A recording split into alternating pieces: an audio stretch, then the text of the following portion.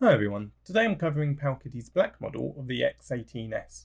The black X18s is pitched as an upgrade from the original white X18s, which originally came out during the last quarter of last year.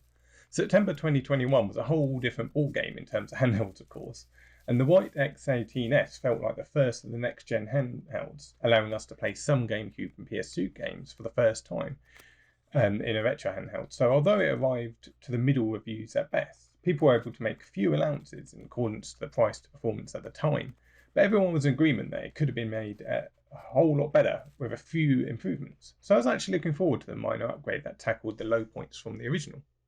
We'll dive a bit deeper as the video goes on, but essentially the good news is that some of the issues from the original have been tackled, but the bad news is that not all of them have, and unfortunately it's an absolute fingerprint smudge magnet now, which is a real shame.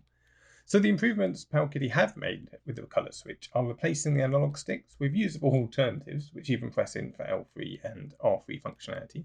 They've optimised the L1 and R1 buttons so they don't get stuck while playing, improved the D-pad buttons and replaced the bottom logo panel, as well as swapping the shell from white over to black. I guess comparably what you're left with in practice with the black variant is just about what you get if you carried out all the manual upgrades possible with the white shell variant.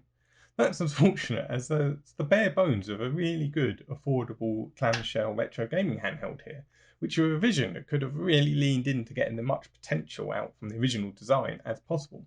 I know I'm not the only clamshell fan out there, and the X18s is essentially all we've had the last couple of years, so it's ultimately a real shame that Powkiddy didn't take the chance to really fine-tune the X18s to be the best it could be. I've never been in this situation reviewing handhelds for the channel whereby the box colour finish is actually better than the handhelds itself. The colour of the shell does look great, but it's unfortunately just a complete fingerprint magnet, which is quite rightly will put a lot of people off. You can somewhat mitigate it, of course, by applying some kind of grip skin around the shell, but that's never going to be a perfect solution, and it's just a shame that Powkiddy's testers must have been testing with gloves on or something, as it's likely the first thing you'll notice while actually using it. The controls, while far from great, are at least better than the original white model, and I personally prefer these over my fully upgraded white model too. Although the D-pad feels better than the original, it's unfortunately just not raised enough from the shell, so you'll easily be touching the shell itself while trying to pull off any pressured movement with the D-pad. This restricts travel and really puts me off streaming modern games with the X18s, as the directional control just wasn't tight enough. The face buttons, again, feel better from the original, and I personally also prefer them when compared to my upgraded original, but they're still recessed a bit too much too.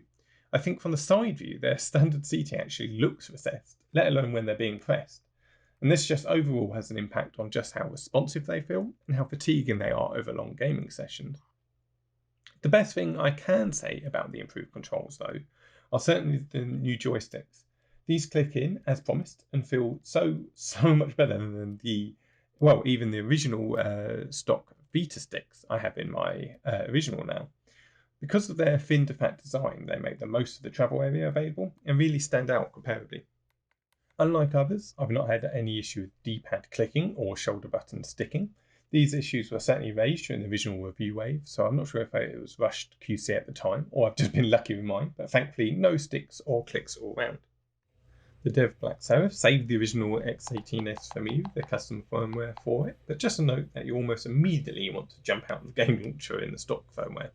You can do so by clicking Advanced, then Apps and Notifications, then Default Apps and Home App to switch it to a more traditional tablet view.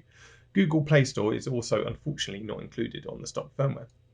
So I'll cut to some gameplay footage now and then summarise back up at the end.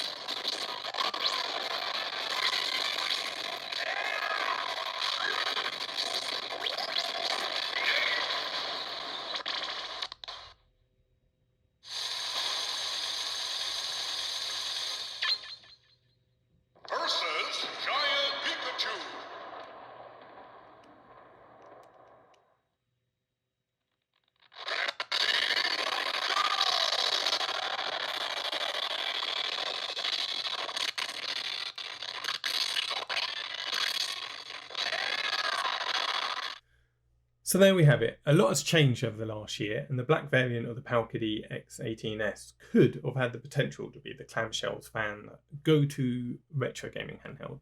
That mental is still up for grabs, and the second a dual high-res screen retro gaming handheld hits the market, I will purchase it.